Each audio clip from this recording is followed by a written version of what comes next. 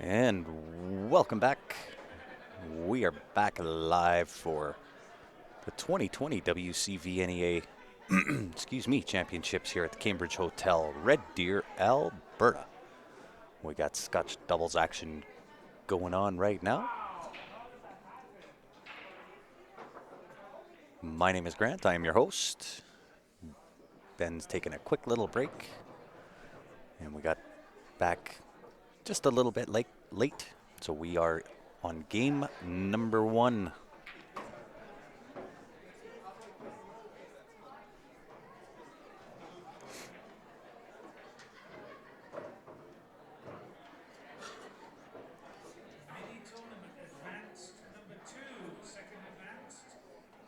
And I believe it's Darcy a look, but I'm not sure what his partner's name is.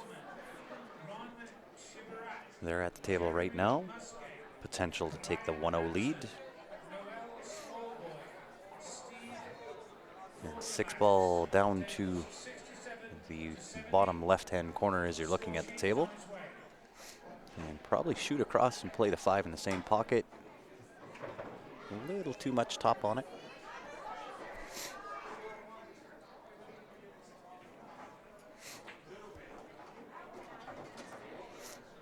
And I think the only shot she's got here is to play that 5-ball bank side.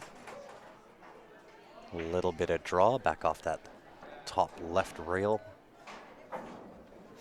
If that made any sense, the top rail on the left as we look at the table.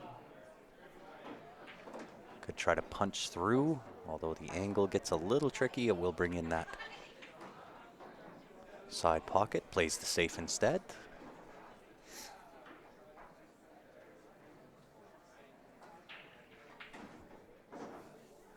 Noella coming to the table. Not a whole lot to look at. Maybe the back cut on the 14. Could play the Alex Pagulian kick safe. I believe that's the 13 ball sitting down on the bottom rail. And she is looking at the back cut 14.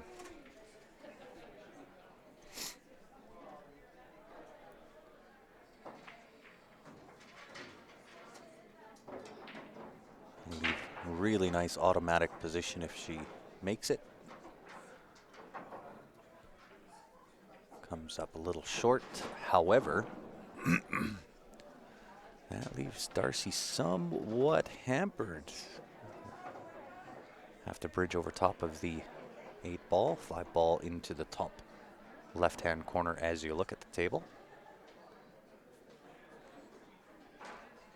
And got to be careful with the cue ball here too, because I don't know if that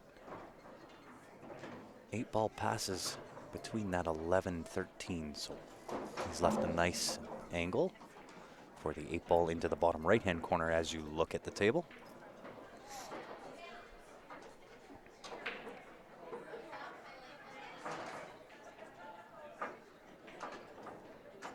And once again, welcome back to Q Sports Live. If you just tuned in, we are live here at the Cambridge Hotel, Red Deer, Alberta. You are watching the 2020 WCVNEA. It is a conglomerate of 9 different sanctioned leagues throughout Western Canada. They all come together once a year and bring players from as far east in Canada as Winnipeg and as far west as British Columbia.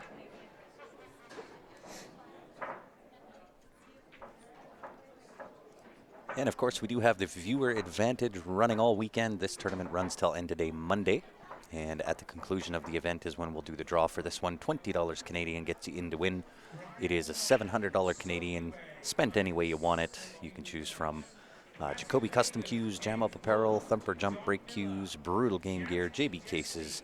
Spend it at one or spread it all around. If you do want in to win and you are in Canada, qsportslive@gmail.com is how you get in to win. If you are outside of Canada, send a message to the Q Sports Live page, and we'll get back to you with how you can get in to win. And we will do that draw live on the stream at the conclusion of this event. This might be your 3rd or 4th time watching with you guys.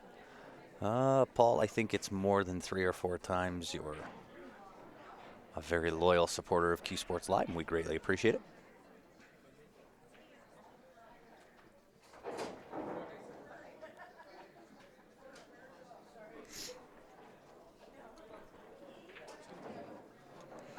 I don't know if I would call us selfish Albertans. I don't think that's quite right. Are we at the Canadians in Niagara this year? Indeed, we are. We will be there.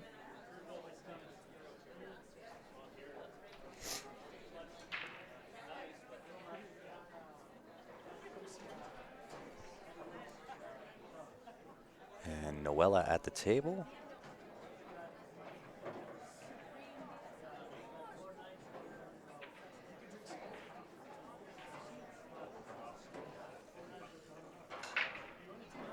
A little bit of a tough opening shot here. Really not a lot. She's looking at the 1-4 combination into the top middle pocket.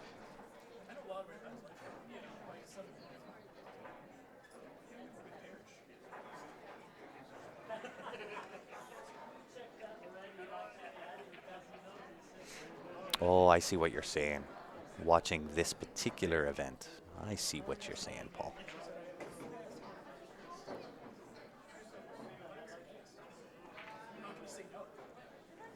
Yeah, nice effort. A little bit tough to start with the opening on a combination.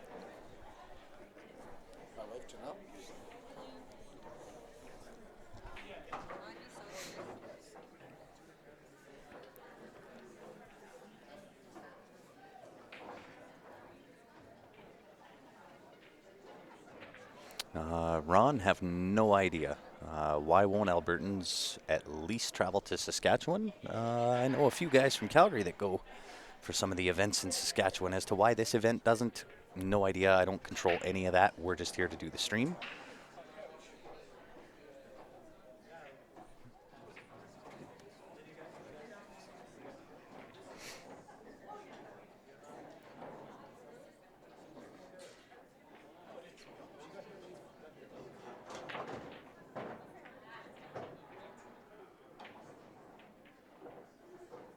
But I certainly know there are players in Calgary that definitely travel to Saskatchewan.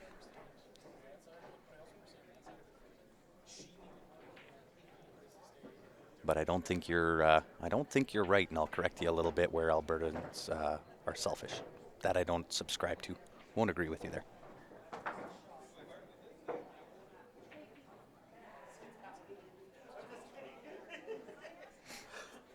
Yeah, it's always a great event.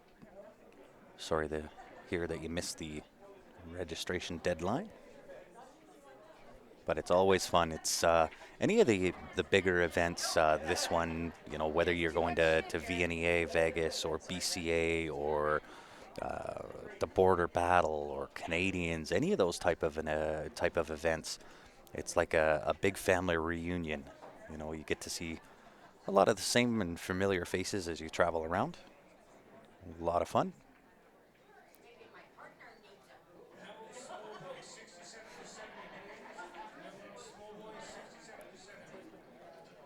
And again, with Q Sports Live and kind of what we do travel a lot throughout Canada and the U.S.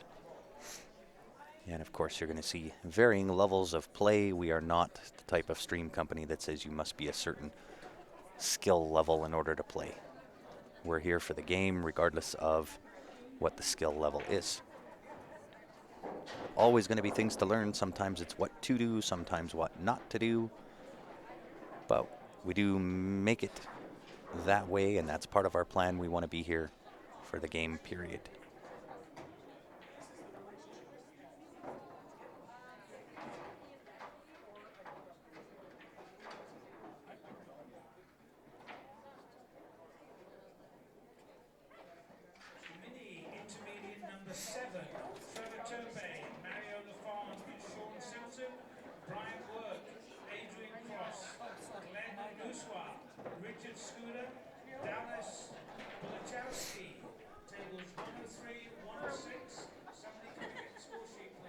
So very, very tricky table here with the 14-12 kind of 1-5 cluster, then the 9-10-3 down at the other end, and really no low ball out there to act as a helper on that 3 ball. So a little bit of a challenging table here.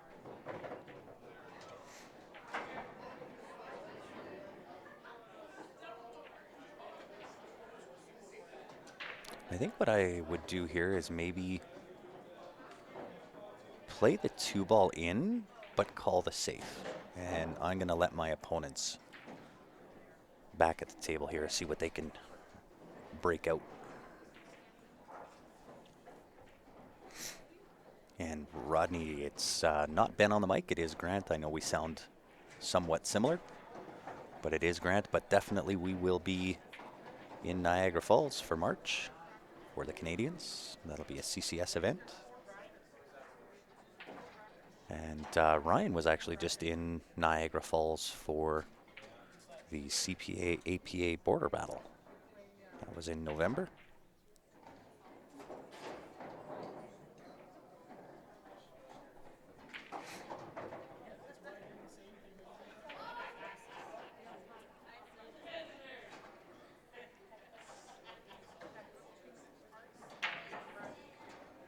The 5 may pass, but you've still got to you've got to put a soldier down at the end of that, the end of the table where the 3 ball is. You need some help on the breakout. So maybe, the earlier shot when I said to pot the 2, maybe you don't pot that. Maybe you go 2 rails off the end rail, side rail, and send that back down table as a soldier. A little bit too late to do that now, but low ball needs some help. Even if the 5 passes, you've still got to worry about the 3 ball down below.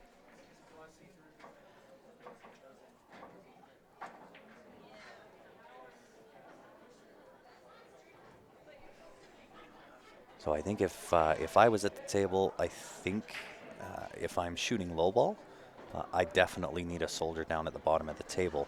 You can kind of force high ball to kind of do what you want because of, they still have to break out the 9 ball using the 10. And I don't mind what he did there by not sinking a ball either. So we might see a little bit of a safety battle go back and forth here. Yeah, no troubles at all, Rodney.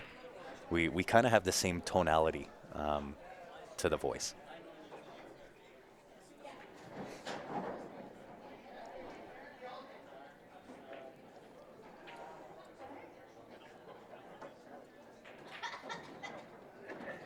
Look at that shot. 5 will definitely pass into that upper middle pocket as you look at the table. And if you play that right, you can get onto the 1 ball. But again, you're taking soldiers off the table when you really need to have a breakout ball down at the end of the table. There you go. Now you've at least got a soldier down there to, if you can play the correct position to get onto that 5 ball, I would probably play the position to cut that into the upper middle pocket as you look at the table off that side rail to break the 3 ball. Does get a little bit flirtatious. Ultimately, I want to miss the 10. When I cut that 5, miss the 10, go into the 9 ball, push the 9 out of the way and open up that 3 ball.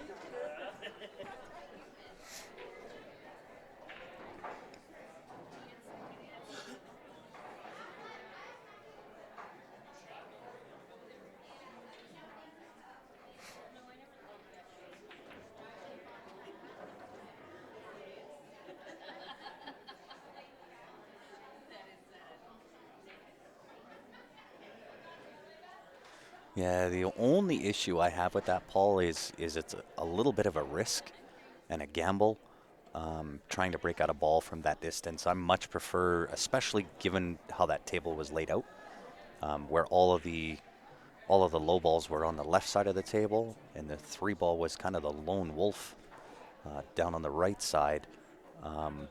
I prefer, playing a safety, but a strategic safety in putting a low ball down at that end of the table. So at least I've got an option on a breakout. because as it sat, there really wasn't a good option. Not a high percentage one, anyway.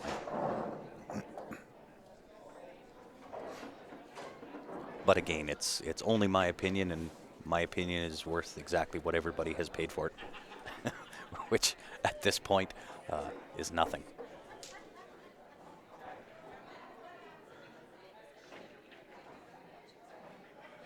Really nice chip. Takes the 3 ball, gets rid of the trouble, and they sitting pretty wide open. I don't know whether he called that or not.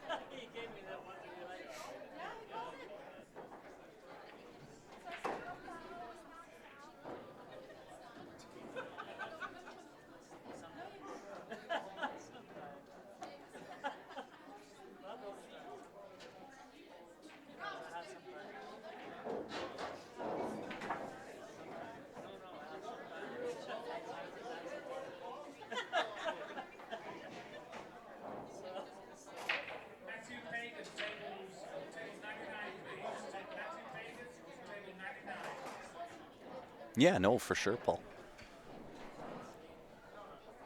This is why commentating can be somewhat difficult at times because I mean everybody's going to see things a little bit differently. There are certainly a number of ways to run a rack and so on and so forth. I just like to play something that's a little higher percentage as far as making my shot as well as getting the breakout.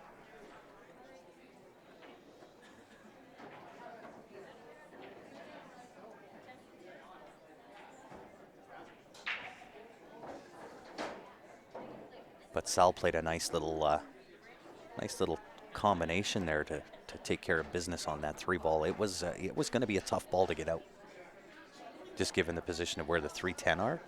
Tough ball to break out.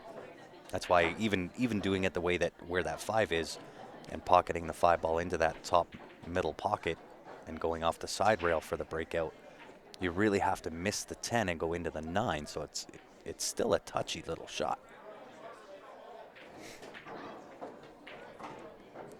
Didn't want to rub off that 10 ball.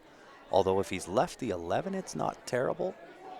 But she is a little bit hampered by the rail. She's kind of shooting off of the beach here. And I think the only way to make that and get shape is to be able to stick that cue ball. Take the cut on the 10 ball. Going underneath for the combo, potential. But it's going to be a back cut combo. And she's left it on the high side. Although tracking wise, the 9 ball will want to track up table along with the cue ball. So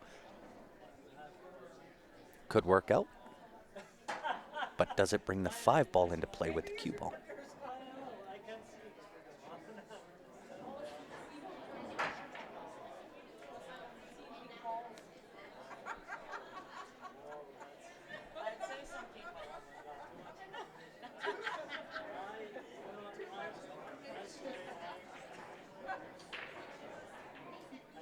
Well, if that 10 would have dropped, it would have ended up not too bad. And even at that, though, the cue ball's way downtown, shooting off the beach.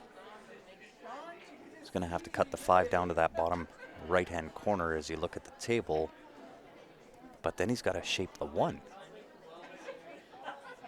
And I can't quite tell with the angle that we're looking at this at, whether cutting that 5 ball in puts the cue ball into the 9 or whether he's got to go behind the 9. But then that brings in that top right-hand corner as you look at it.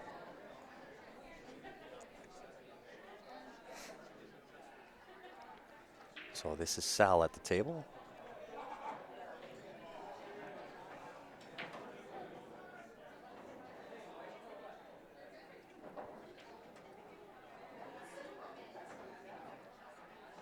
He's trying to cut on the 1.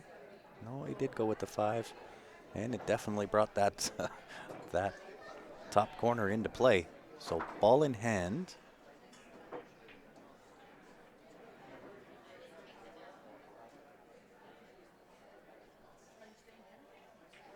With 2 balls in the 8. I don't think the 8 splits between the 5-1.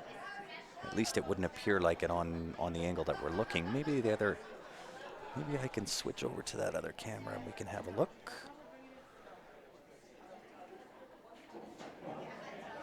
Oh, it does go. It does go. I'll give you a quick little peek here.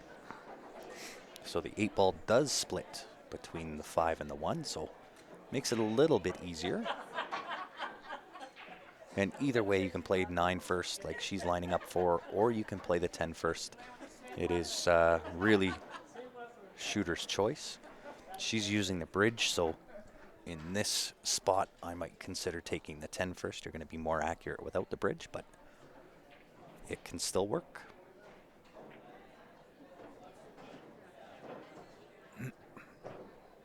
And we'll see which way he tries to play this.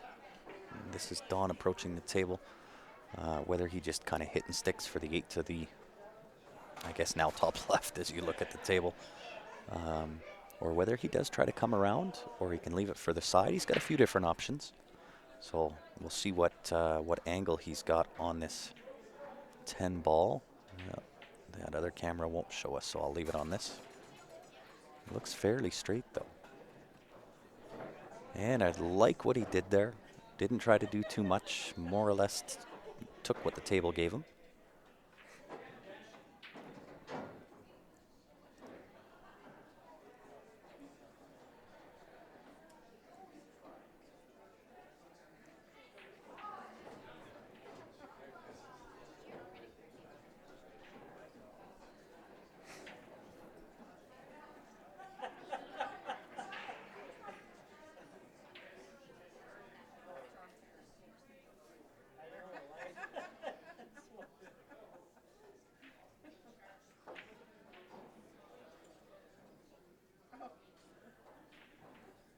Just undercut that 8-ball. That being said, it kind of forces you to take the 5 to the side. The one and the cue ball are a little bit close. And again, I kind of think you're going to have to do the same thing in taking what the table gives you. If you take the 5 to the side and just roll straight up, take the harder cut on the 1 ball, could play safe here too.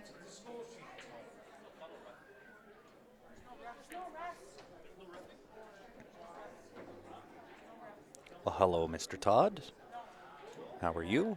Thanks for tuning in, everybody, guys. If you are just tuning in, help us out. Hit that share button. We would greatly appreciate it. And when I say we, at this point, I really do mean me, as I'm the only one on the mic. Ben's taking a little bit of a break.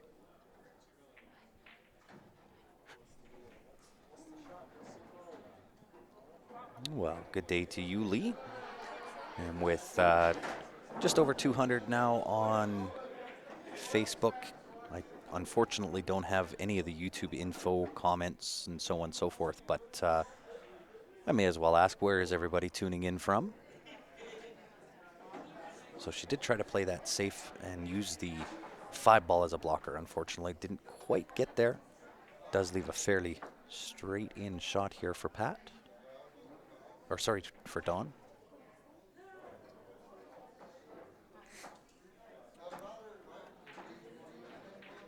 Smooth stroked it right to the heart of the pocket. That will give them a 2-0 lead. They are racing to 4. Raleigh, North Carolina, checking in. Thanks for tuning in, Ray. Brian tuning in from Winnipeg. No, Rick.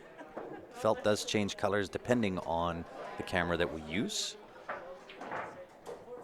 It just captures light and translates it a little bit differently. South Dakota tuning in. Brampton, Ontario, San Jose, Tennessee. Kind of all over North America. Curtis says, I'm here in Red Deer for my first WCVNEA. We'll have a blast, Curtis.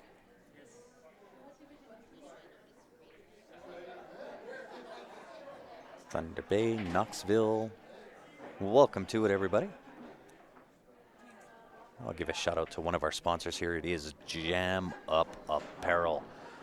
If you haven't been to their site, www.jamupapparel.com, go check them out, take a look. They do a lot of custom orders for team shirts.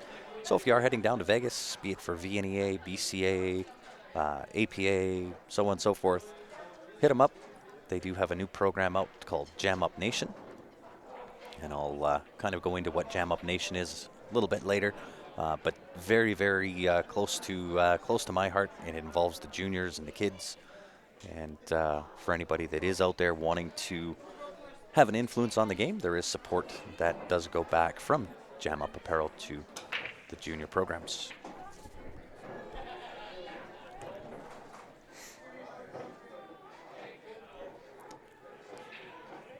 So Regina, Arizona, Wisconsin, Oregon, Montreal, Wisconsin again. Appreciate everybody tuning in. If you are new to following Q Sports Live, welcome to our addiction. If you haven't done so already, make sure you go onto our Facebook page, hit that like button. Not just the follow button, make sure you hit the like button. There are times that we put out posts, and in order to see those posts, you've got to like the page, not just follow. Optionally, go on to YouTube, hit the subscribe button there.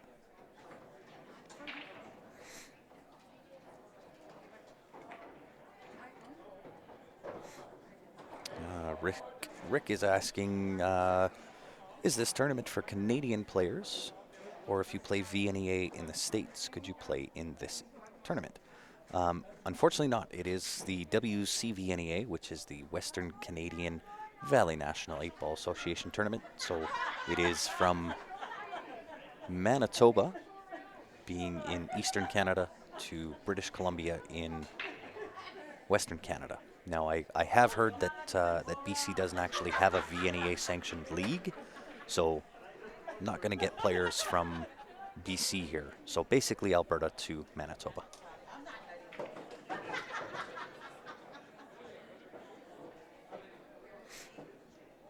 You have two buddies that qualified for Vegas in the APA. Absolutely. Massive, massive, massive event. Tons of fun in Vegas. And that doesn't matter which charter you're going down for, whether it's APA, VNEA, ACS, any of them. They're just a blast. If you haven't been, put it on the list of things to do, and trust me, you'll have a blast doing it. It'll be a good time. We will be down for both the ACS as well as the VNEA. We'll be bringing you all the live coverage from those again this year. Looking forward to that. Although 26 or 28 days, I think, is the time that we spend in Vegas. And by the time we're done there, I am absolutely ready to come home. So 26 or 28 days is a long time to spend in Vegas.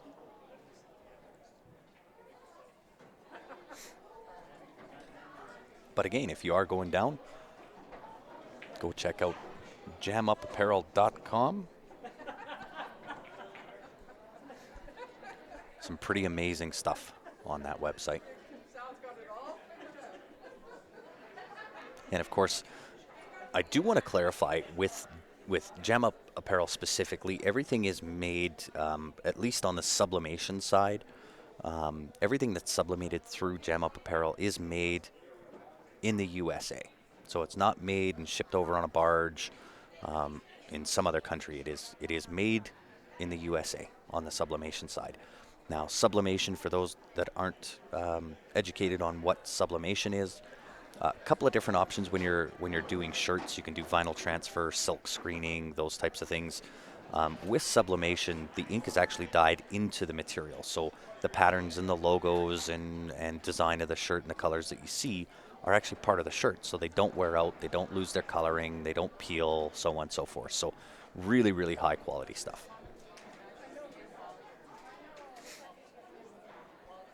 Hey, sounds good, James. We'll see you here.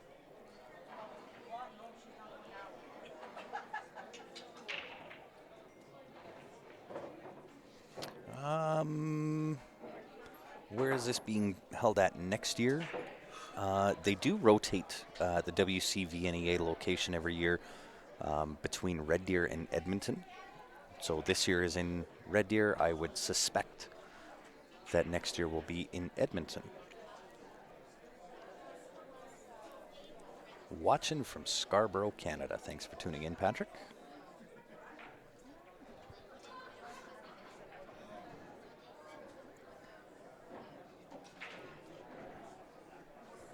And you'll find when we do, at least when I do commentary on on Scotch doubles, there's times that I kind of break away.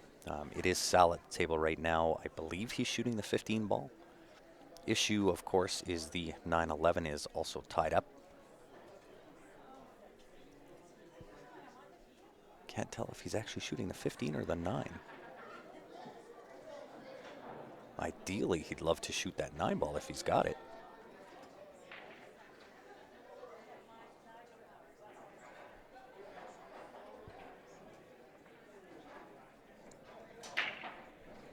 But typically when I do commentary with Scotch doubles, there's a lot of safe play in Scotch doubles and a lot of different ways to run racks. So I don't really do a whole lot of what shot is next. A little bit more difficult to commentate on that. So there are times that I do go on tangents and more or less have conversations with you guys. So if you do have any questions, feel free to ask away, especially on Facebook. Unfortunately, again, with YouTube, I don't have access to YouTube at this point. We will get that addressed and ready to go for tomorrow. But right now, I don't have the comments on YouTube. But if you do have any questions on Facebook, feel free to ask away. I'll do my best to answer them as best as what I can. If I don't know the answer, I'll either find it out or I will make up a really good one.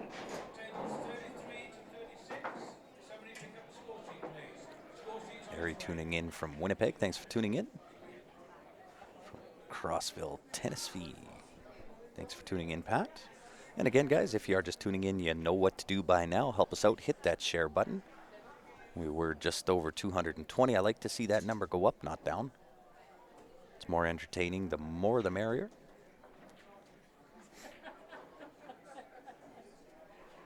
And this event will run until end of day Sunday. So tonight is the Scotch doubles event. Singles start tomorrow morning for both men and women.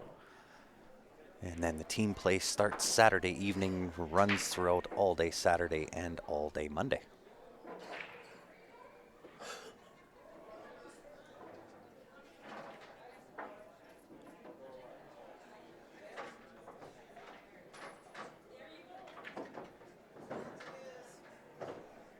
Really nice shot there. So now Don at the table, 3 ball, pretty much again hit and stick. He'll have the 8 ball, that'll put him up 3-0. And this particular event is a single elimination in the Scotch doubles. Every ball counts, every shot counts.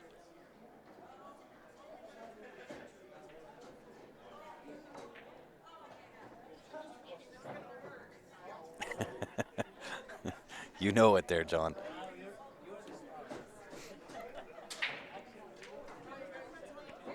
Oh, I must have missed the game.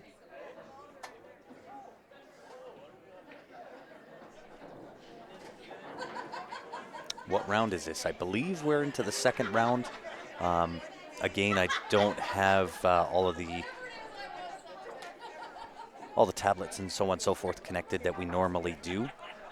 And I must have missed the game because they're taking the sheet away. So it must have been a 4-0 win for Pat and Don. Congratulations. We do have another match going on the other table. Unfortunately, I don't have any other information. I don't know what the score is. So I'll let you guys tell me. If you want me to switch over to that table, I'll do that. The names will be wrong. And in fact, I'm just going to delete them now. Or I can do a quick shutdown, restart, figure it all out, get it all locked, loaded, and bring it back up again.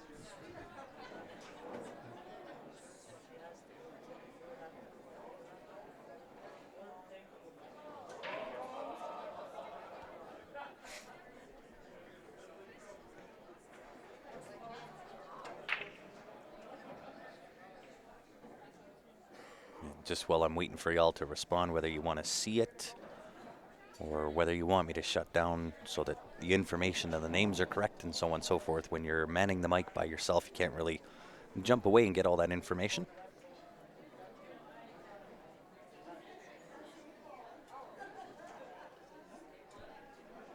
Yeah, I missed a game, Bob, but maybe it was game number 2. They just hadn't marked the score sheet when we went live. That could very well be. Was wondering, I'm going to just flip it over to the other table for now. The scores I'm going to take out. Names are going to take out. I'd rather have something on the screen than not. And Rick is asking, wondering if you could get opinion as to what you think is better for a break cue, light or heavy weighted cue. I think that really boils down to your personal feel. There is some logic behind a lighter cue. Um, the whole theory behind the break is your arm speed. It's not necessarily the fact that you can hit the cue ball hard, it's how fast your arm moves. And the theory behind it is with a lighter cue, you can move your arm quicker. But myself personally, I play with a 19-ounce break cue, so it's a little bit on the heavier side. But again, I think it does boil down to personal preference.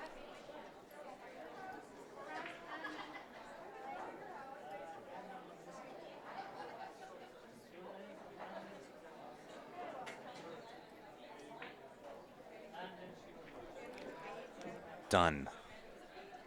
And if you know what, if you guys don't mind, I'm gonna put the mic on mute just for a couple of minutes. I'll run over, see if I can get their names and what the score is, so at least we know kind of who's who and what's going on. Unfortunately, I don't know any of the players that are playing here, so I can't tell who wins, who loses.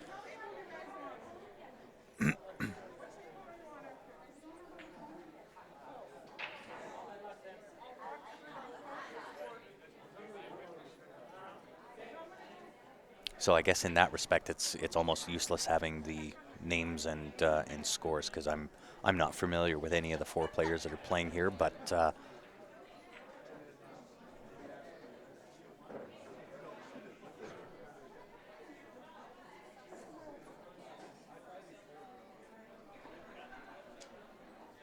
I guess it wouldn't make much of a difference for me to put the names and score in. We'll just watch some pool.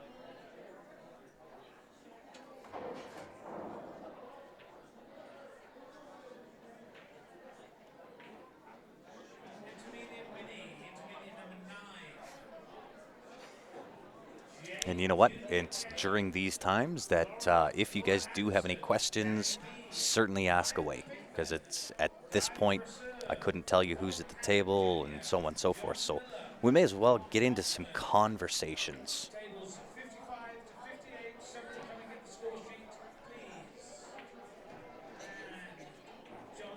We'll use this time as a more what you want to talk about.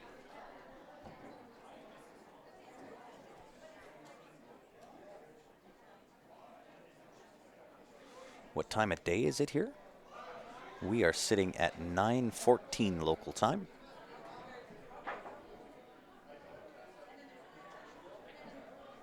You know, I could ask this. If anybody is new, if you're a first-time viewer of Q Sports Live, let me know. I'll give you a shout out on the stream. I know anytime I ask that typically we get 1 or 2 that jump on and say it's their first time when I know it's not. But y'all try to slip that by me anyway. Is each team male and female? It is.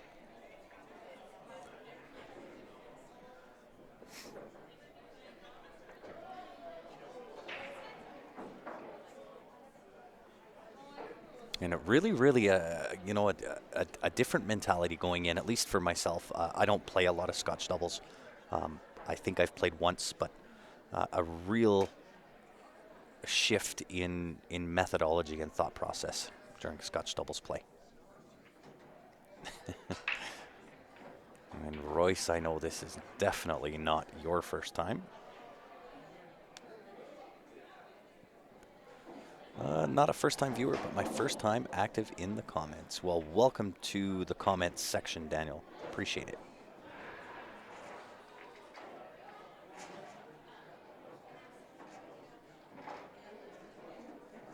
If you're a first-time view, it won't be your last. These guys are the best in the business. I appreciate that, Rick. Really do. Although right now is probably not the best showcase of, of what we're doing. Typically, for those that are new to Q Sports Live, perhaps you're a little keyboard shy, you don't want to let us know. That's okay. Typically with Q Sports Live, you're going to have myself on the mic. My name is Grant, usually joined by either Ben Francis or Ryan Epp. We are the three principals of Q Sports Live. And we have a couple of different locations. We've got the three that I mentioned, myself, Ben, and Ryan out of Calgary, Alberta, Canada. We have Rod Arriagata, who is CSL Winnipeg, and Lance Bromeland, CSL BC.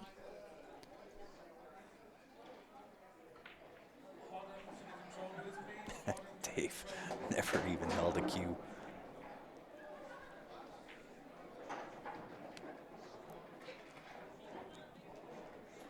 And guys, if you are just tuning in, yes, there is a reason why there are no names, no scores in this match. We joined this one halfway through. I am not at all familiar with any of the players that are playing this particular match. So being that we joined in halfway through, not sure what the score is, and because I am not familiar with any of the players, don't know the names to put in.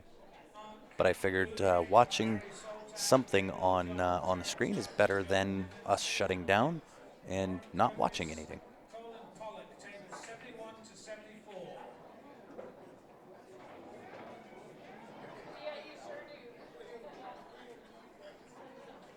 And Dave Harding never even held a cue.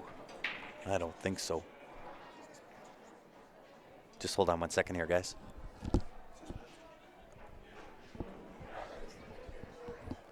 Sorry about that. Just had a question.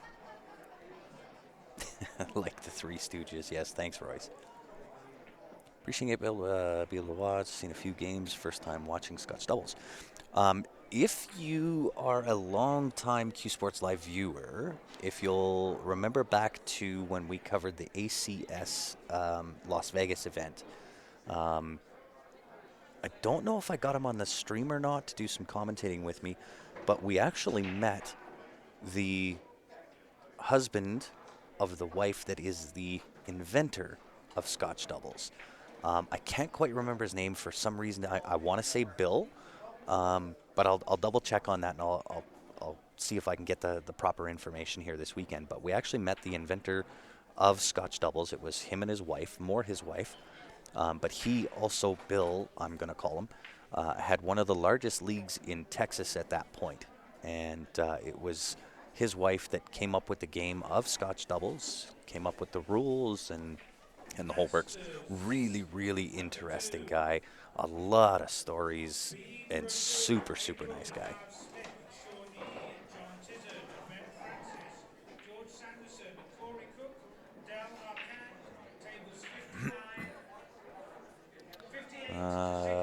So obviously Lindy Lou doesn't have her volume on, guys. So typically this event is alternate every year between Red Deer and Edmonton. This year is in Red Deer.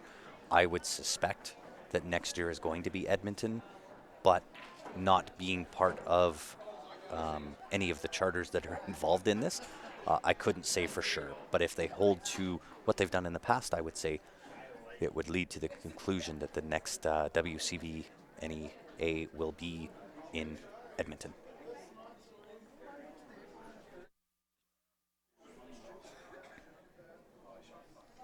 Is 10 ball popular in Canada? Love playing it, could never find tournaments for it.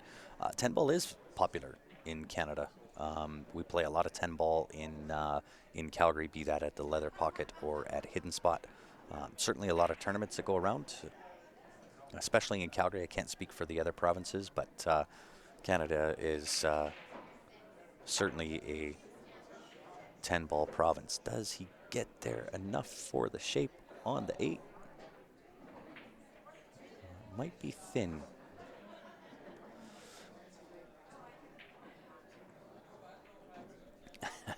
We tune in to watch you. Pool is just an added bonus. What's up? I'm doing well, Grant. You have a great name. I happen to have the same one. But yeah, doing well. I can't complain. We're definitely approaching in the busy season for Q Sports Live. We've got a ton of pool coming up. Not only with this event, this one runs right through to the end of day Monday, but lots and lots of pool coming up from SML playoffs to ACS Vegas, VNEA Vegas, Leather Pocket playoffs. We'll be out in Niagara Falls for the CCS Canadians. Yeah, there's just tons. There's a ton of pool coming.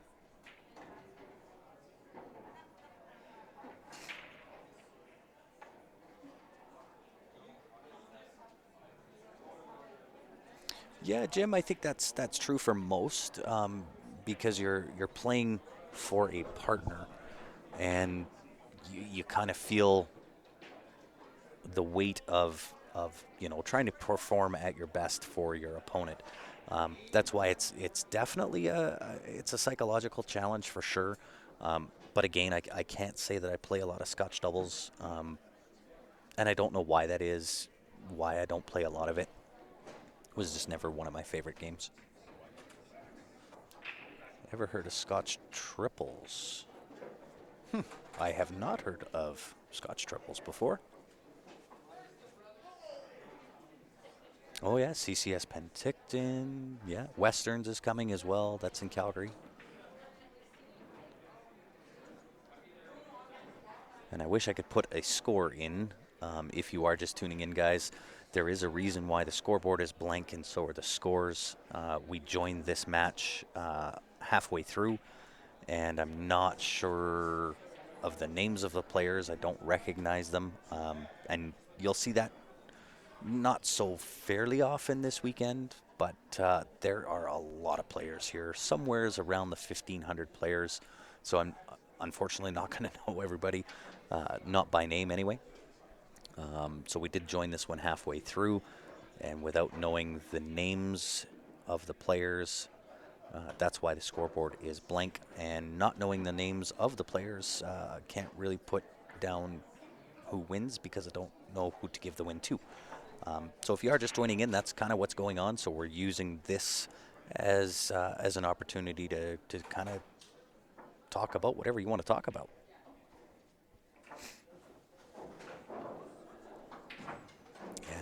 Double horned out on that last shot. But again, it's certainly part of Q Sports Live that myself personally, and you guys can weigh in on this too. You let me know. It's one of the aspects of Q Sports Live that I actually like, is the fact that we're here for the game. It's not about the players. It's not about the caliber. We're not going to say you have to be, a mid-level master or a pro in order to play on the stream. We're here for the game, period. And we want to showcase pool. And pool is played at all levels. There's always an opportunity to learn. Sometimes it's what to do, sometimes not what not to do. But there's always going to be things to learn. Darcy, how are you, sir? Hey, no troubles, Patrick. Appreciate you tuning in. Wenda, why is a watermelon red?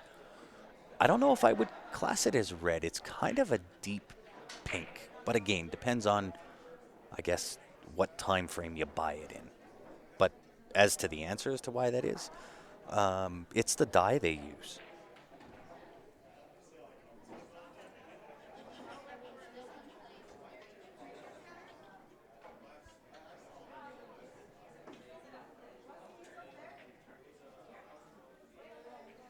Yeah, and I think you're right, Bob.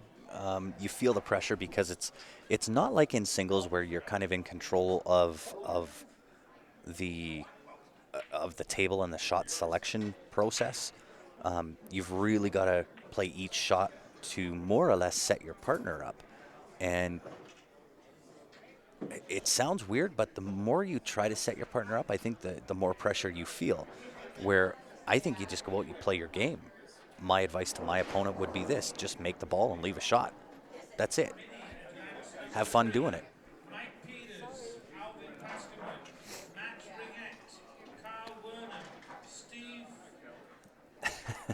You said anything to die. Well, I told you if I don't know the answer, I'll make up a good one. Harder place goes. Yeah. If I had a choice between cutting a ball and banking a ball, which do you prefer? I think it's more situational for me, depending on how I feel in that particular match and kind of the layout of the table. Um, but if I had to choose one, a bank over a cut, I'm probably going to bank first. I'm more comfortable banking.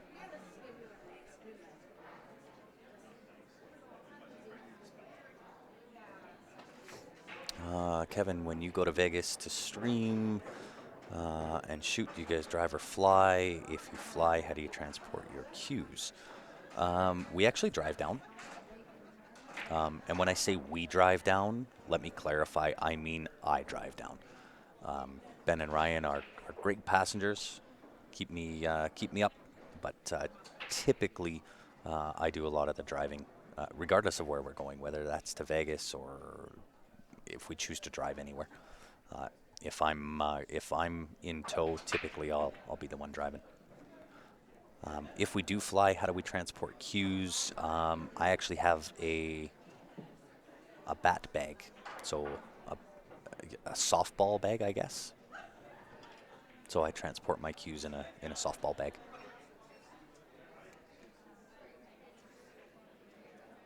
I don't think they are allowed to coach each other in Scotch doubles for this event.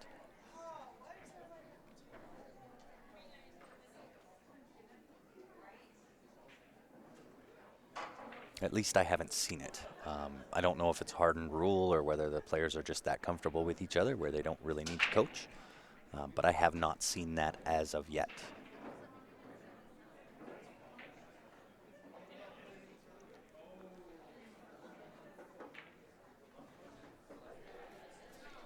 So what else do you guys want to talk about here? I'm kind of the lone wolf on the microphone for at least the next immediate few matches.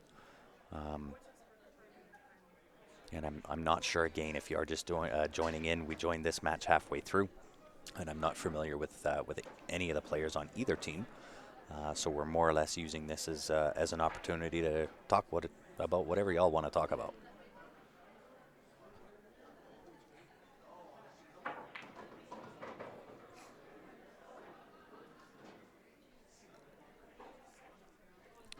And I can tell you, on this particular table, the 13 ball is the tough ball. Not really a breakout ball here. Even drawing off the 14 ball brings that side pocket into play. So I think if I was at the table, I'm just going to play for the corner bank. Roy says he just crams his JB case into a duffel bag. You have that luxury because you do have a JB case. They are one of the sponsors here at Q Sports Live is JB Cases, and you definitely have that. Now, if you've seen any of the videos on YouTube involving those that load the luggage onto flights and see how they treat your bags, would I recommend it? Probably not. But if you are going to pack your cues and kind of shove them in a duffel bag, the JB case is definitely going to be the way to go. Scotch doubles is so much fun. Good luck, indeed. Again, I can't say that I play a ton of Scotch doubles. But yeah, I mean, it's definitely one of the games that's really, really popular. And as I just mentioned a little bit ago, when we were at ACS Vegas last year, we were able to meet the creator of this game, the Scotch doubles, and I will get his name for whatever reason, my brain wants to say his name was Bill and his wife, and I can't remember his wife's name. But I had a list of things that this man had accomplished. Scotch doubles was one. He had the largest league out of Texas, I believe it was. And what other thing was there? Um, he has the longest running certificate in teaching pool. So as a certified trainer, he is the longest running certified trainer anywhere in the world. So, I mean, just a phenomenal guy.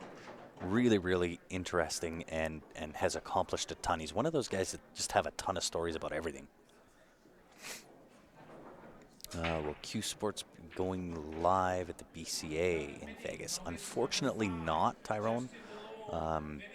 BCA, I believe, is going to be done by their in-house guys.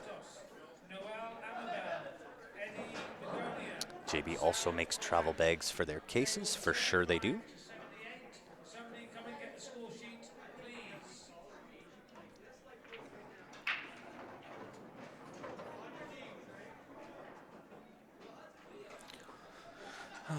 Wenda, someone's question the other day was, if you tell your opponent when a ref wants a shot and your opponent says this.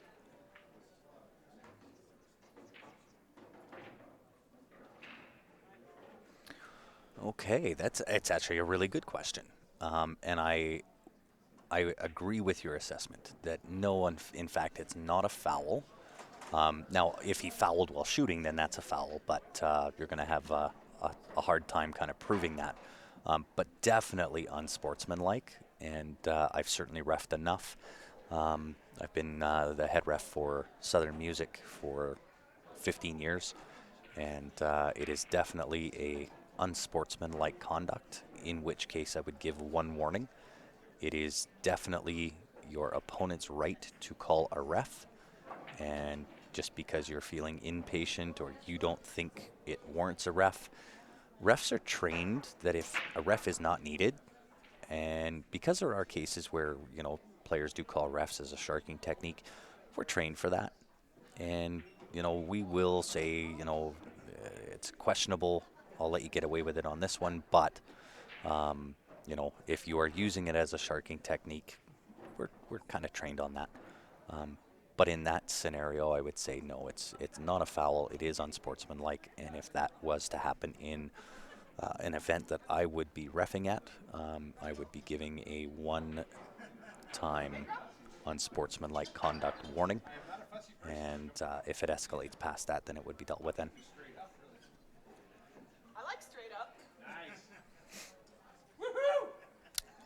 I'm not sure what type of cue ball it is, to be honest. These tables and balls, they're somewhat mixed. The WCVNEA is kind of comprised of 9 different charters from Manitoba to Alberta.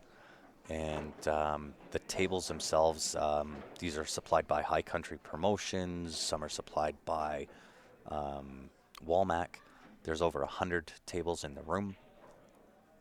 So they get kind of set up, torn down, set up, torn down. They travel to a lot of different events. I'm sure these are the same tables that you're going to see in Vegas and so on and so forth. So,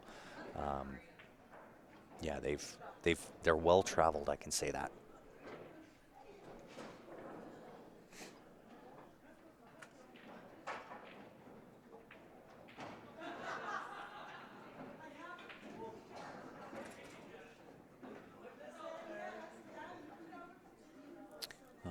That's Randy, and I'm not even going to try to pronounce his last name.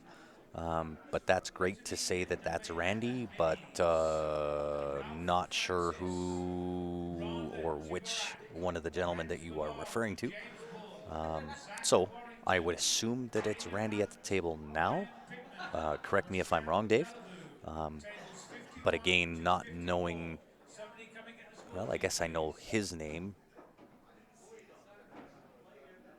But yeah, it's when you don't know the players' table, makes it a little bit tough. Nice shot from Randy there, if I'm correct. Yeah, it's really tough to score a match when you don't know the players' names. Guessing this isn't a blind draw tournament because some are and some aren't. This is, I don't know if I'd call it a blind draw. All of the players are put into CompuSport, and CompuSport more or less creates the brackets. Those brackets are available, guys, if you do want to follow along. You can follow along. You check out on your, your favorite player, your favorite team.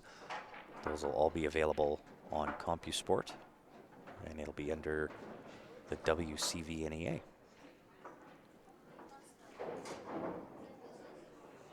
Oh, Randy. Oh, I got you. Yes. Thanks, Dave. Randy. Where did I get Bill from? Not sure where I got Bill from. But Randy, yes. Randy is the inventor and his wife of Scotch doubles.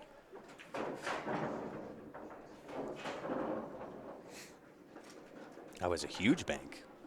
And I wish I could tell you what the score is, but in order for me to go and check, I'd have to put the mic on mute, and don't really want to do that to you.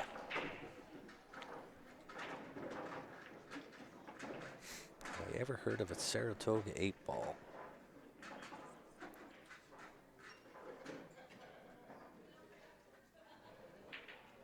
Interesting. I have not heard of Saratoga 8-ball. Interesting concept.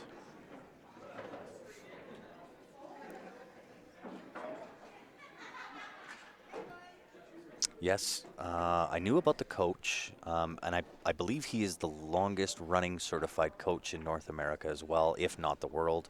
Can't quite remember. I'm going back almost a year on my memory banks, which sometimes is good and sometimes not good. Obviously, I called Randy Bill, so in that respect wasn't good. But yeah, I knew that. Didn't remember about the Texas Express 9-ball rules. But yeah, really, really, really interesting guy. For those that follow CJ Wiley, right along the same lines, CJ's got a lot of kind of cool road stories. If you don't know who CJ Wiley is, go check him out on Facebook. Really high-end player, a lot of really high-end road player, big-time gambler back in his day, and just a ton of amazing stories.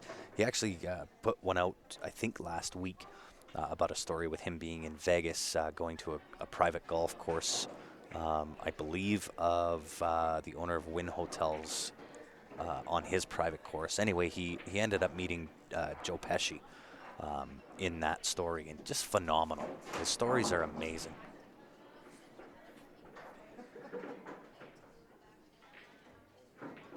Mr. Barnes, how are you? And once again, guys, I appreciate you hanging out with me. This match is, for those that are new, kind of just tuning in, there are no names, there is no scores, because I don't know the names of the players. And in order to check that, I'd have to get up and mute the mic and all that kind of stuff. And instead of doing that, we're just using this time to, talk about whatever you guys want to talk about. So that's why the scores aren't there and the names aren't there and so on and so forth. And even if I did know and put the names in, I don't know any of the players at the table. So to try to put the scores in, I wouldn't know who to give the game win to. So that's why that's happening. If you are new to Q Sports Live, this is not typical. Typically, we do know a lot of the players' names. Unfortunately, at this event, there's over 1,500 players coming anywhere from as far east as Manitoba, all over Alberta, and anywhere and everywhere in between. So I can't say that out of the roughly 1,500 people here that I know everybody's name. I wish I did, but I don't. And yeah, we'll use this time to talk about whatever you want to talk about.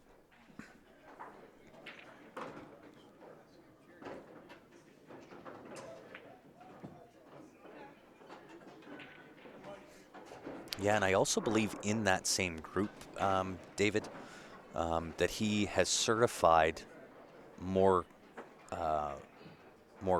coaches or teachers than anybody else in North America. That's also under his accreditations.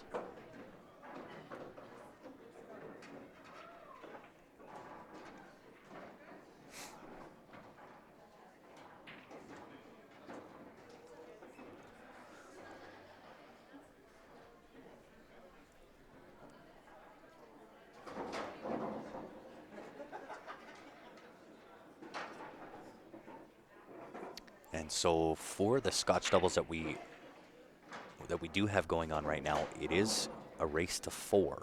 It is single elimination. So every ball counts, every save counts, every game counts. In a race to 4 on Valley tables, anything can happen. Anything is possible. So that's why you're seeing, players take a little bit of time, play some smart shots, play some safeties, and I don't mind that. Fight for your spot.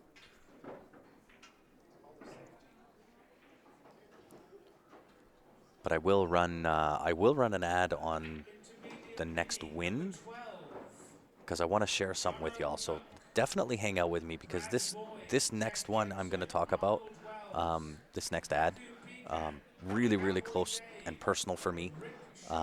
You know what? I may as well kind of let the cat out of the bag a little bit. So we've got 178 roughly on Facebook. I can't see how many are on YouTube, but for all y'all that are listening now, I'm gonna let the cat out of the bag a little bit and let you know something that's happened over the last little bit. There has been no official announcement of it, and I don't know that we intend to. I think we're just gonna kind of let it be.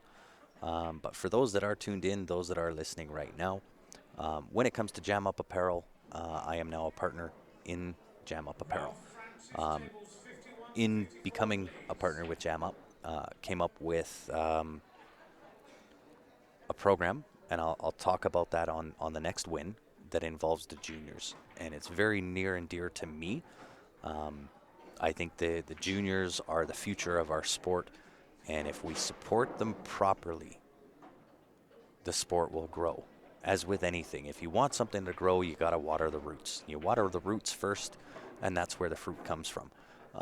And it's very applicable in this situation. And with Jam Up, we're going to be kind of the leaders. We're going to push the envelope a little bit, and we're going to bring out some cool stuff. So, looking forward to talking about that, and I'll do that on the next break.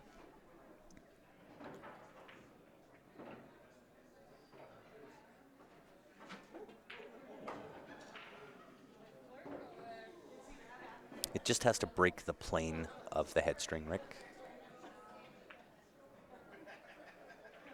Oh, sorry, is it blind draw?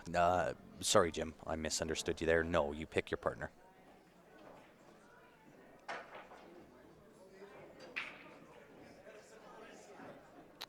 Let's talk about the game. It's a game I play by myself when I'm watching. So far, they haven't played one ball I picked. Well, it's tough. This is the tough part of trying to commentate on Scotch doubles, because I mean it's tough enough when you're trying to get into the head of a single player when you're either playing singles in a team match or a singles event, but now trying to get into, and anybody that's played Scotch doubles will know this, you kind of get inside your own head in trying to play position with for your partner. So sometimes that can affect the right shot, or what I would consider as the right shot, because you're trying to play position for your partner. So Scotch doubles is one of those things that's really, really hard to kind of commentate on.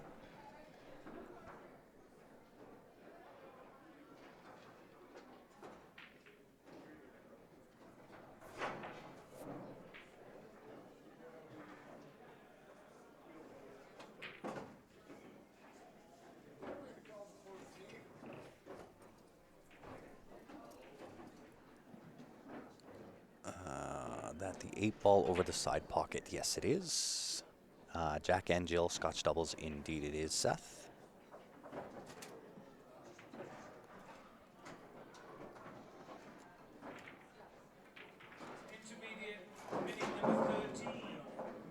So a nice effort on the combination. Unfortunately, he's left him a shot on the 3-ball. So if I'm at the table, obviously, at least what I think would be obvious is playing the 3-ball, a little bit of draw. But this one's going to be tough because you almost have to land pretty straight on the 4-ball. So take the 3-ball, a little bit of a draw shot to play the 4-ball into, as you look at the table, the bottom right-hand corner. Follow up from there. One I do believe will pass the 11, even if you've got to play the rail first off the 14. From there, it's a hit and stick on the 1 for the 8 into the side pocket.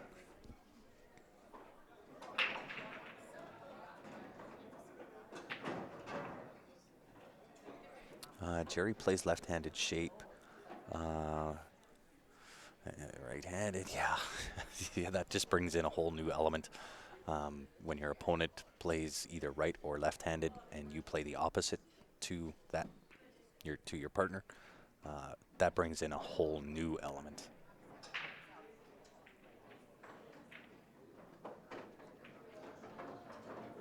Yeah, so kind of left it a little bit on the wrong side of the angle. However, I don't know if the 1 banks past the 15 ball. It's the 15 ball that's sitting closest to the 8 over that side pocket, and I don't know if the 1 ball banks. The cut on the 1 is really, really, really tough. They do need to use some TV balls. That would be nice.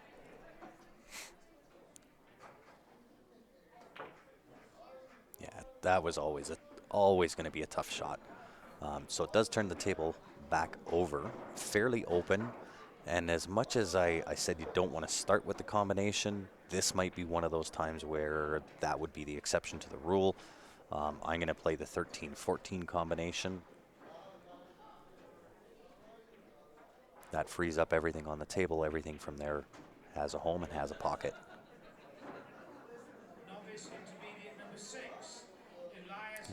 Maybe just my phone, but stream seems a little slow compared to normal. It seems to be okay for myself, but it definitely could be either your phone or the internet connection that you would have. So kind of hit that a little bit light. I would have hit that perhaps with a firmer shot just to kind of clear that pocket out. All in all, not a bad shot. It'll still work. 13 goes into the bottom right as you look at the table.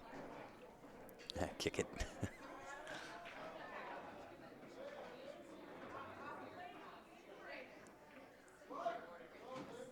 But definitely, Kyle, it could be the internet connection will play a huge part in how well received the stream goes out. We're sitting at 15 megabytes per second upload speed, more than enough to take care of what we need it for. So I would probably go out on a limb and say it's going to be the connection that your phone has. Unfortunately, James, I don't know.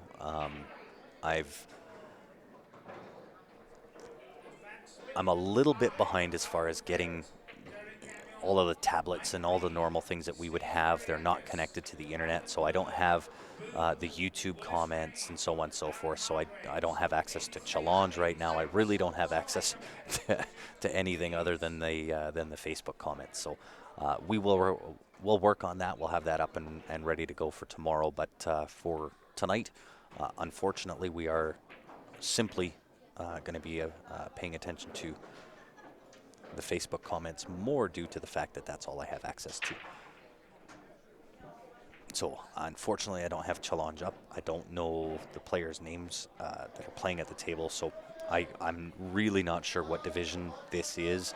I am happy, however, that you're going to see all different types of divisions and levels of play throughout the Scotch doubles. We've seen a couple of Masters matches already.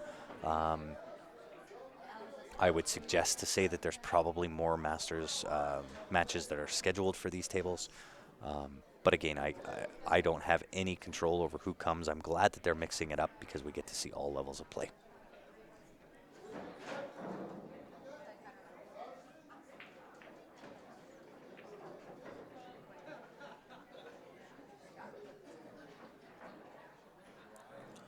Grainy on your end. Yes, that is due to the camera.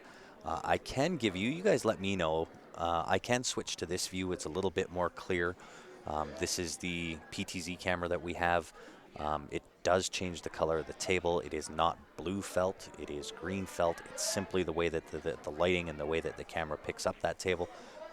If you prefer this view, I can leave it here. Or if you prefer the other view with the scoreboard, I can leave it on that one as well. You guys let me know. Y'all run the stream tonight. who is with you on the trip. Ben is here. I thought I saw him come back, and whether he's gone again or not, I'm not sure. He's taken some time to kind of practice and warm up and get ready for his matches and so on and so forth. So I'm kind of the lone wolf on the stream tonight. But Ben is here. Ryan will make the trip tomorrow. We'll have a couple of guest commentators. This is kind of the first night kickoff, and I don't mind kind of handling the mic. Weird pattern play, wow, says Orlando. Well, I'll say this, Orlando. As weird as what that might be or might seemingly be, we've all started at the bottom. We're all learning the game, and up until the point where you become Shane Van Boning or an Efren Reyes, pattern play is going to vary. It's going to sometimes be correct, sometimes not correct, but again, that's going to differ based on opinion. So if yourself and everybody else can just do me one favor throughout this weekend, let's try to keep comments positive. I want these players to go back, watch themselves on the stream, and see the positive side of the game. Not that I think your comment was overly negative, but again, let's keep it on the light side and have some fun this weekend, and we'll get along just swell.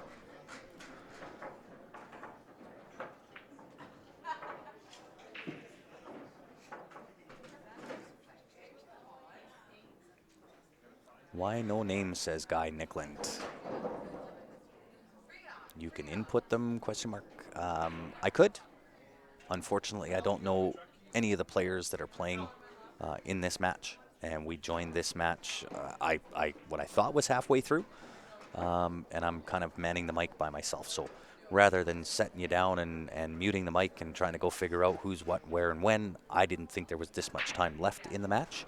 We simply joined it halfway through. Without knowing players' names, I wouldn't know who to credit a win to anyway. So we're more or less using the time to talk about whatever y'all want to talk about.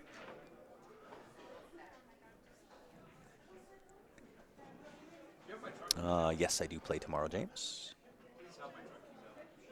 They're pretty good. Yeah, and again, I don't think it was that bad.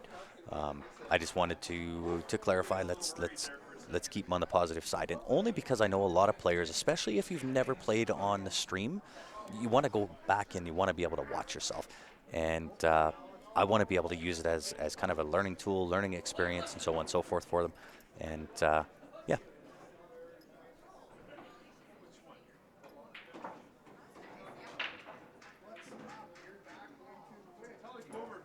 David, there's no standard pattern in 8-ball on the box. More than one way to get out. There is, and however, that being said, I will say there are higher percentage shots and shots that will lead you a little bit easier around the table, and it's understanding those type of patterns that'll make your level of play go up.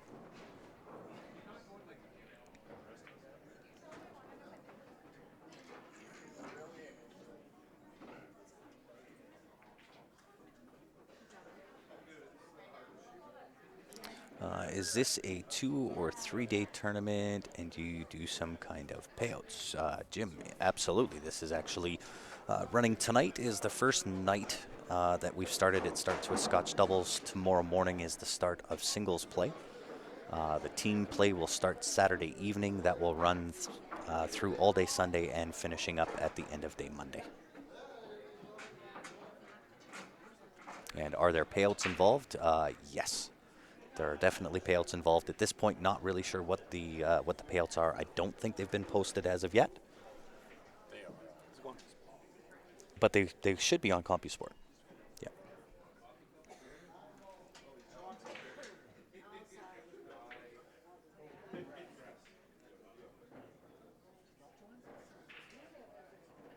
And you're welcome. I appreciate you guys tuning in. Also bearing with me. Maybe Ben might be able to go and check a score for me. I haven't been able to do that. But even if we do know the score, I don't know these players. I couldn't tell you who won or not. There you go. Shannon says if you go to CompuSport, check it out. All of the divisions and the payouts are on CompuSport.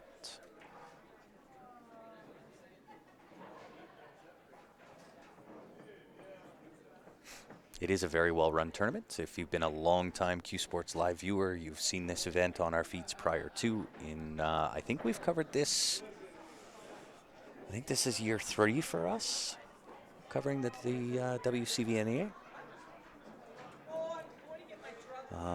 Did Steven qualify for the U.S. Open? Indeed. He came out victorious in the qualifying event out in BC. Took home first place.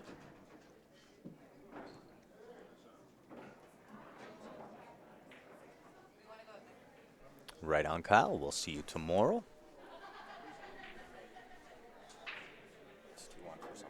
2-1 for somebody. Oh, I thought we joined in this halfway through. Well, we've been watching for a couple of racks already. I thought we started as we left. I believe it was Sal and Noella. We left that match and joined in this one. What I thought was halfway through, but apparently it's 2-1 for somebody.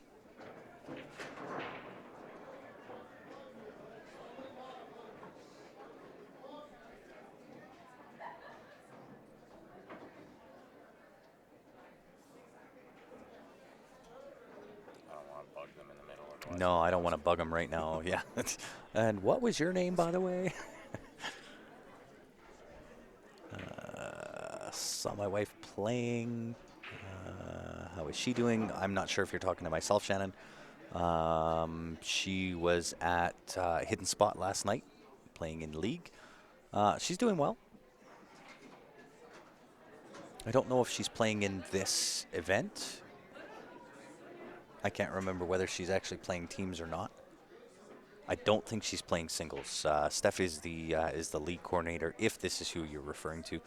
She is the league coordinator for Southern Music. They are one of the 9 charter holders that come down and support this event every year.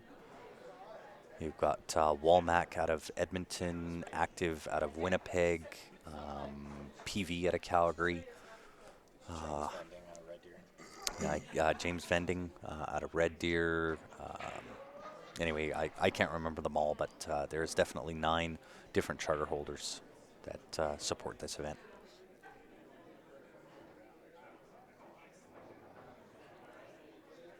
I see, Shannon. Patrick says, I thought you and Ben knew every pool player in Canada. Not quite, because there's a lot of pool players in Canada. We know our fair share, for certain. And I wish I knew everybody. I wish I could, address everybody by, first name and be on that type of level with everybody. But unfortunately, that's a lot of players to know.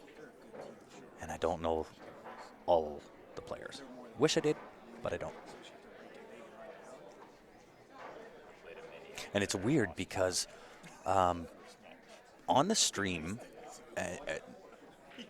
I ask, fairly often if there's new viewers. And I do remember those that try to sneak in and say that they're first-time viewers, but I know they're not. I'm right on that more often than I'm not.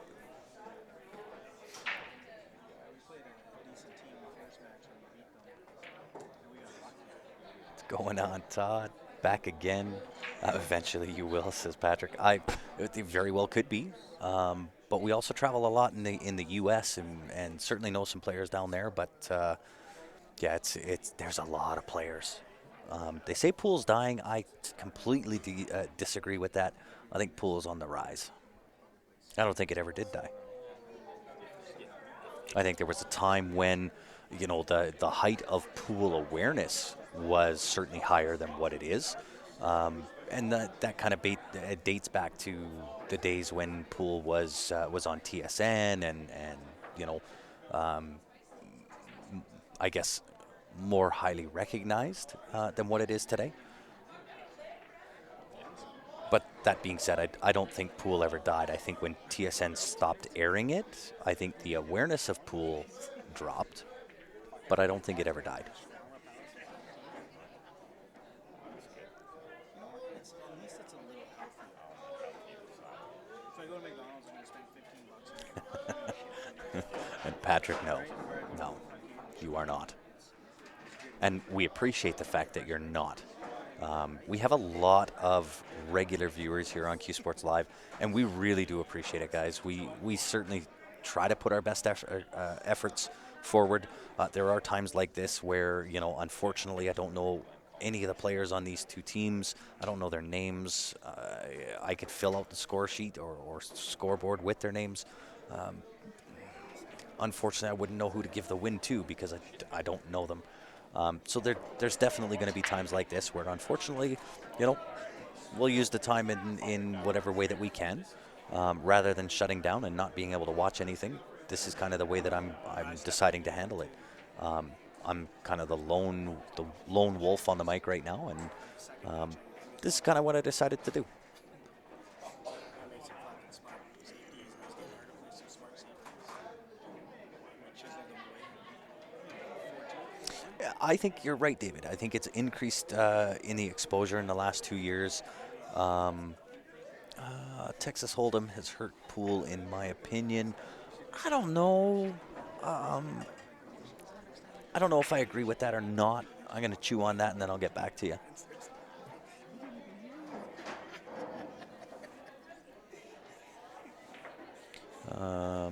Exposure in the last 2 years. Sorry, I was on my thought there.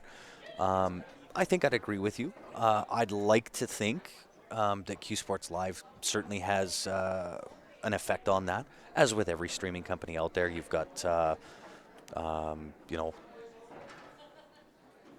what I would consider, I guess, the closest to us as far as numbers is concerned is Raw Hannah on the Wire Creative Media. They do a great job.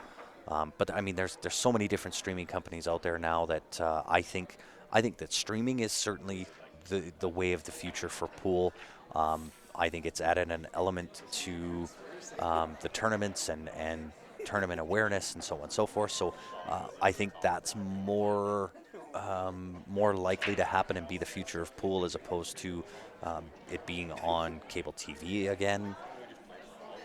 I guess it also boils into availability, because we are live on the internet through Facebook, YouTube, and so on and so forth. You don't have to be home tuned in to a specific channel at a specific time. If you have an internet connection, it doesn't really matter where you are around the world. You can tune in. So we do have that advantage, I guess, over TV. But we'll continue to do our part, which is why you see what you see. Obviously, the match, I believe, is now over. But I mean, we'll continue to do our part as far as supporting pool, regardless of the level of play and so on and so forth. And now that the match is over, I'm going to get into a little bit of a tangent here on Jam Up Apparel. Mentioned earlier, for those that were tuned in, I am now a partner within Jam Up Apparel, and came up with this program. It's called Jam Up Nation. I really, really, really, really want you guys to get behind this, support it. Jam Up Nation is a discount program offered through Jam Up Apparel. You'll find it at the Jam Up Apparel site, www.jamupapparel.com. And then when you get there, look under Jam Up Nation. It is designed as a discount program for you guys to take advantage of. There's two different levels. One is a gold level membership, which gives you 10% off for the entire year on the Jam Up website. That costs you $25. That entire $25 gets donated to either the BEF in the States, which is the Billiard Education Foundation in the U.S., or the CBSA, which is the Canadian Billiards and Snooker Association in Canada. It's going to go to one of those two groups to help support the junior programs throughout Canada and the U.S. There is a second level. It is the Platinum membership. That is $50. Again, $25 going to either the BEF or the CBSA. The other $25 goes into kind of our pot to help support some of the other sponsorship programs that we're coming out with and doing with players. But I really do want you to get behind this. I want you to go to the site. This isn't designed for us to keep money. This is designed for us to help water the roots of our sport, help support the juniors. Get onto that site, click on it, purchase this membership. We have a personal goal through Damien and myself at Jam Up, where we want to be able to walk into the BEF and the CBSA at the end of the year and hand them a check for $20,000. That goes directly to support the juniors of our sport. If we want it to grow, you've got to start at the roots. It's close to my heart.